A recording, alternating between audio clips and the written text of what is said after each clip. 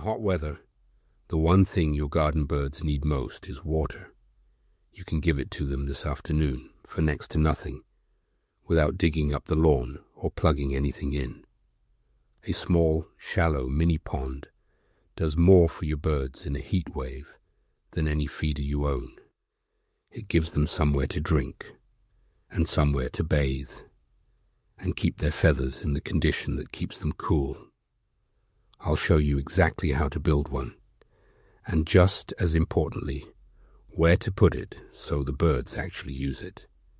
Because that last part is where a lot of us quietly go wrong. Water goes out with the best of intentions, in the wrong spot, at the wrong depth, and the birds barely touch it. By the end of this, you'll know how to get it right the first time. And there's one common mistake I'll come back to at the end, because it's the one that undoes all the rest. Here's the thing a lot of people miss about a hot spell. Your garden birds have one urgent need when the temperature climbs, and it is water, far more than food. Their problem runs deeper than the ordinary thirst you or I feel. A bird has almost no way to shed heat. You sweat. A dog pants. A bird has no sweat glands at all, so about the only trick it has is to pant. Beak open, breathing fast, letting moisture evaporate from inside its throat and lungs to carry the heat away. That works, but it costs them dearly. Every panting breath loses water, the one thing a small bird can least afford to lose on a baking afternoon. So a bird in a heat wave is burning through its own water reserves, just to keep from overheating. On the hottest days, you can watch this happening. A blackbird sitting in the shade with its beak held open. A young robin holding its wings a little away from its body, trying to let heat off its skin. Those are birds in real difficulty, working hard to stay cool. And it's the youngest that suffer first. A fledgling, only a week or two out of the nest, hasn't learned yet where the reliable water is, and it carries none of the reserves an adult has. Through a long, hot spell, those are the ones that quietly slip away. Now think about where they'd normally drink. A shallow puddle after rain. Dew beaded on the grass at first light. A soft, damp patch of soil. The muddy edge of a pond or a ditch. In a long, dry spell, every one of those dries up in turn. The puddles go first, then the morning dew, then the ground itself sets hard as brick. The water they count on stops being there, and they need it often. The RSPB reckons most small birds have to drink at least twice a day, just to tick over, and a good deal more when it's hot. So a robin, a blackbird, a little row of house sparrows can end up genuinely stuck on the worst afternoons, surrounded by feeders full of food, with nothing at all to drink. That is the gap you're about to fill, and water is all it takes. When you picture a bird using water, you probably picture it drinking.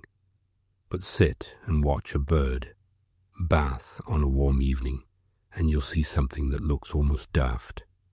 A blackbird throwing water everywhere, ducking under, shivering its wings, working itself into a soggy frenzy.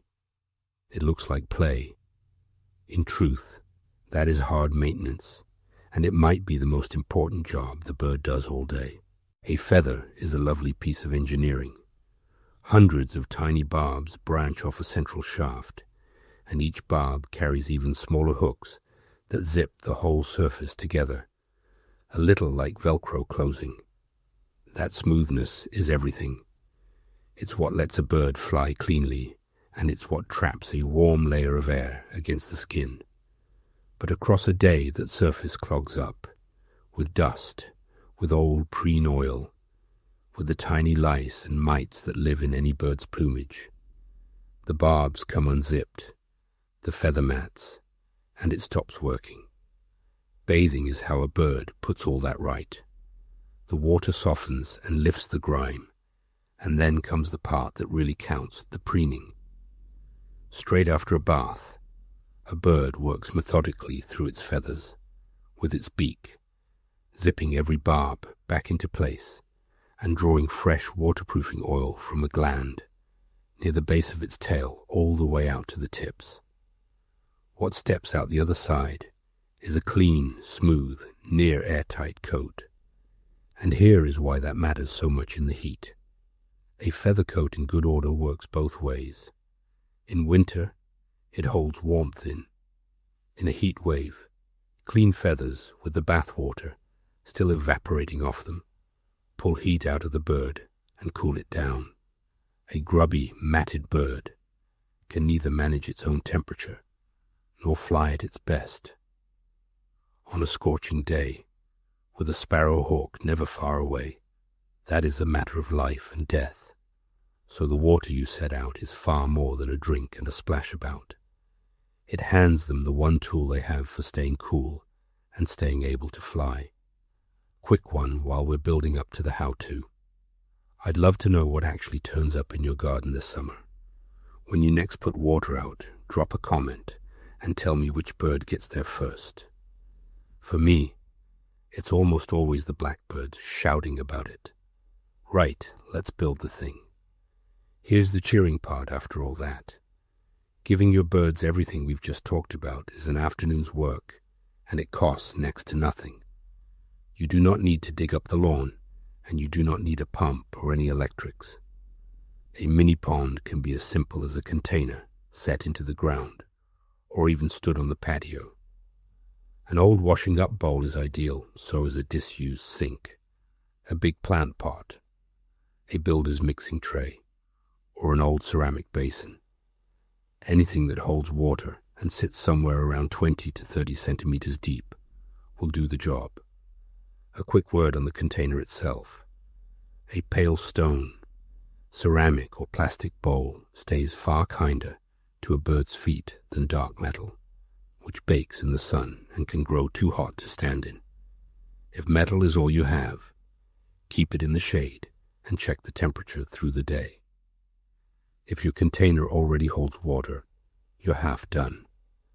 If it's a plant pot with drainage holes, line it first with a scrap of pond liner or a few layers of thick polythene pressed into the shape and trimmed off at the rim.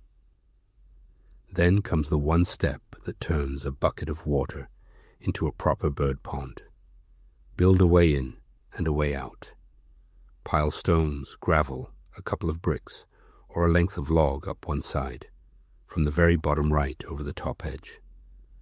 What you're making is a shallow, gently sloping shore, a little beach.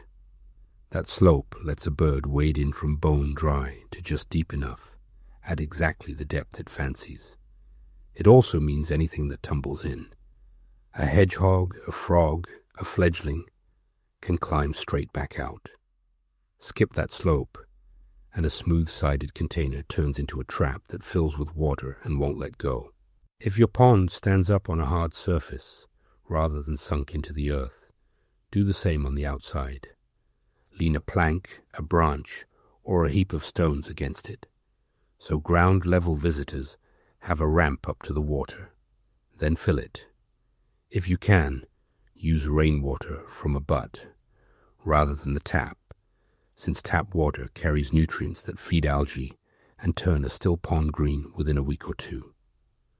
Drop in 1 or 2 native pond plants, if you like the idea, to keep the water sweet and give insects somewhere to go. 1 plant is plenty, and if a whole pond feels like too much today, here's the version anyone can manage in 5 minutes. Take a plant pot saucer or any shallow dish. Sit a few clean stones in the bottom, so small birds get a grip, and bees have somewhere to land. Add water no more than a couple of centimeters deep, and stand it somewhere safe. That alone, refilled each day, will keep birds going through a hot week. Start there if you need to, and build the pond when you've a spare afternoon.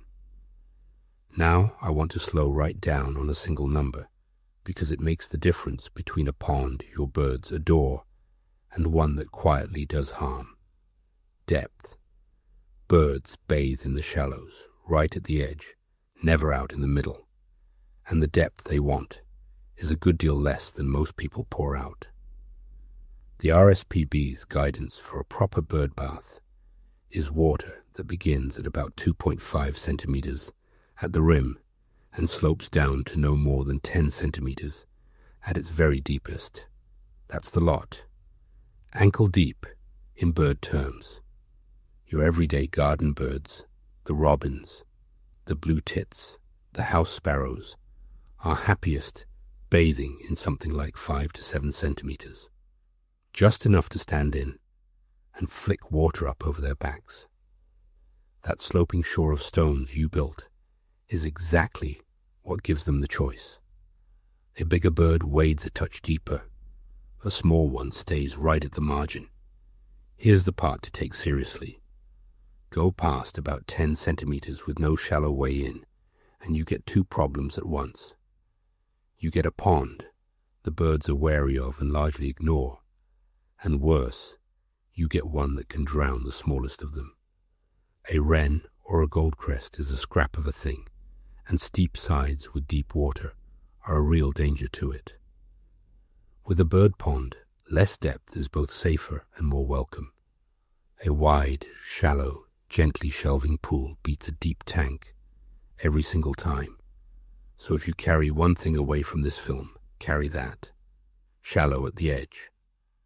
Never steep and never deep without an easy way out. It is the single number people most often get wrong. You'd think, after all that effort, the birds would just find it. Sometimes they do, within the hour. But where you stand, your pond decides whether it's used every day or left ignored, and whether the water is any good at all by mid-afternoon. Start with the sun. It's tempting to set water out in the middle of the lawn, in full sun, where you can watch it from the kitchen. Try not to. Water in blazing sun heats up quickly and evaporates just as fast, so by the hottest part of the day, it's warm, low, and no use to anyone. What you want is dappled shade, a spot that catches a little light, but sits shaded through the worst of the afternoon. That keeps the water cool, and it keeps it there for longer. Then think about cats. A bathing bird is a vulnerable bird, wings soaked, half its mind on its feathers rather than the fence. Tuck the pond hard against a dense bush, and you've built the perfect hiding place for next door's cat to pounce from. Set it out in the bare open, though, and the birds feel exposed and won't settle either.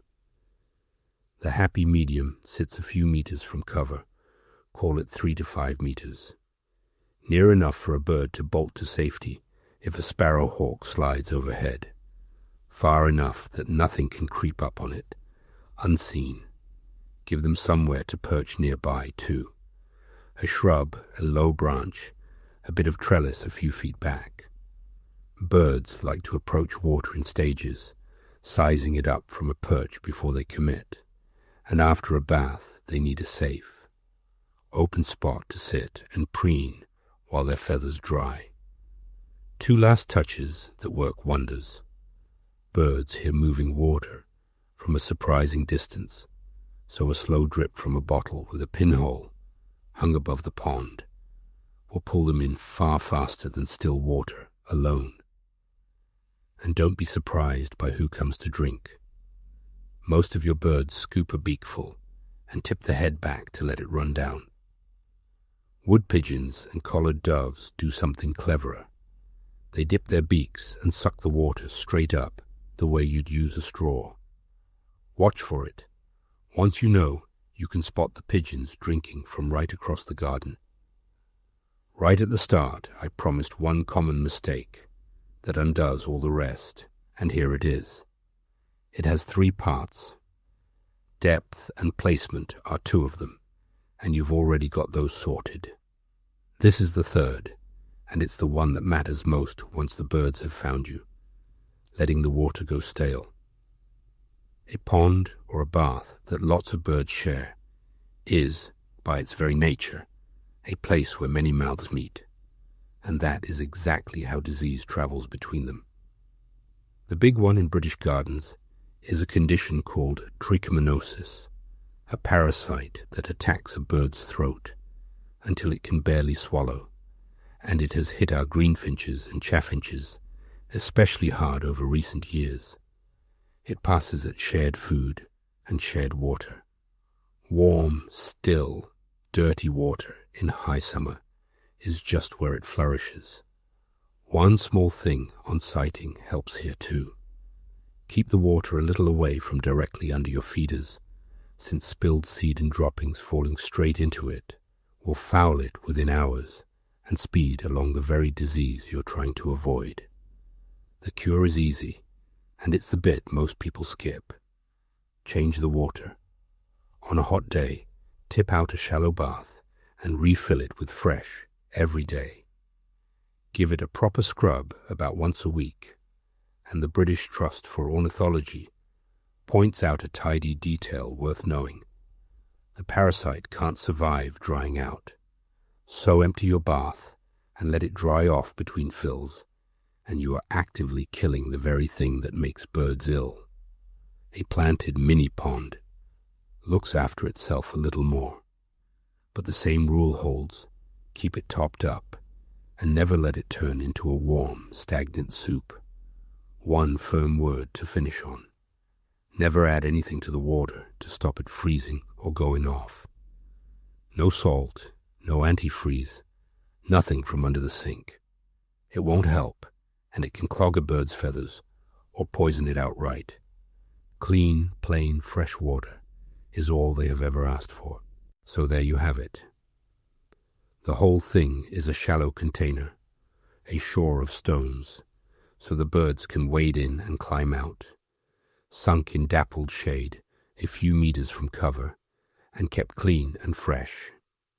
An afternoon's work that, in the thick of a heat wave, may be the most useful thing in your entire garden.